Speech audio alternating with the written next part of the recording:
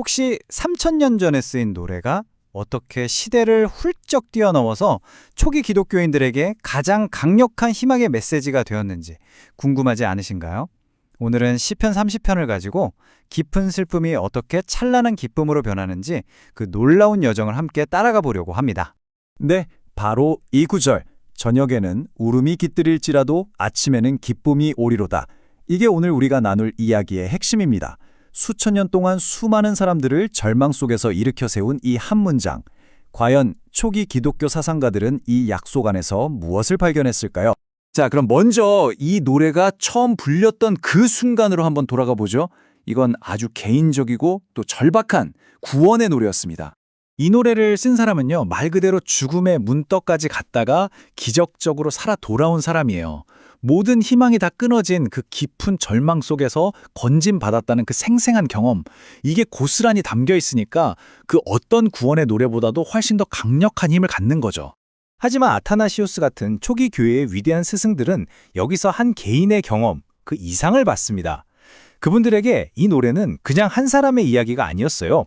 이건 인류 전체에 구원하는 가장 위대한 드라마의 일종의 예고편과도 같았던 겁니다. 자, 그럼 시편 기자가 빠졌던 그 절망, 대체 얼마나 깊었던 걸까요? 성경은 그걸 구덩이라는 한 단어로 표현합니다. 이 간절한 부르짖음이 들리시죠? 여기서 말하는 스올, 즉 구덩이는요, 우리가 생각하는 그냥 무덤 같은 게 아니었습니다. 고대인들에게 그곳은 하나님과 완전히 단절된 곳, 소리도 없고 기억도 없고 그 어떤 것도 없는 완전한 망각의 공간이었어요. 그러니까 초기 교부들에게 이 둘의 차이는 정말 하늘과 땅 차이였던 거죠. 그냥 살고 죽는 문제가 아니었어요.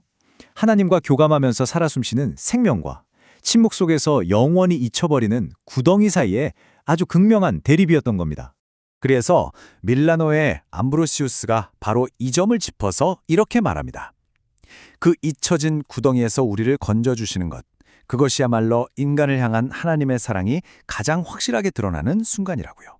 자, 그리고 마침내 이 시편의 모든 절망적인 분위기를 한순간에 뒤집어버리는 정말 위대한 전환점이 등장합니다.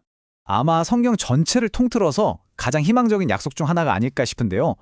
초기 교회는 바로 이 짧은 문장 안에서 어둠에서 빛으로 그리고 절망에서 영원으로 나아가는 거대한 여정의 그림을 본 거죠.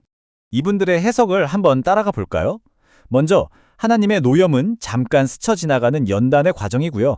밤의 울음은 우리가 이 땅에서 겪는 피할 수 없는 고난의 시간입니다. 그리고 마침내 아침의 기쁨, 즉 부활의 빛과 함께 영원한 하나님의 은혜가 동트게 되는 거죠. 그렇다면 이 아침의 기쁨이라는 게 그냥 기분이 좀 나아지는 정도일까요? 전혀요. 시편은 훨씬 더 역동적인 그림을 보여줍니다. 우리 존재 자체가 완전히 바뀌는 그런 거예요. 초기 교부들이 딱 주목한 게 바로 이 지점입니다. 시편은 추상적인 감정 변화가 아니라 온몸으로 느껴지는 구체적인 변화를 말하고 있거든요. 슬픔의 옷을 벗고 기쁨의 옷을 입는 눈에 보이는 변화 말이에요. 여기서 말하는 굵은 배옷 있잖아요. 이게 그냥 옷이 아닙니다. 슬픔, 죄, 그리고 죽을 수밖에 없는 우리 인간의 운명을 상징하는 아주 강력한 상징이었어요.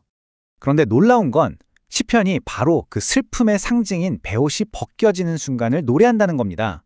그리고 그 자리를 완전히 다른 새로운 것, 바로 기쁨이 채우는 거죠.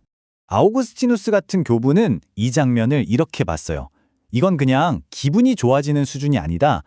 하나님께서 우리의 낡고 죽을 본성을 친히 벗겨내시고 기쁨과 은혜라는 새로운 옷으로 직접 입혀주시는 거다.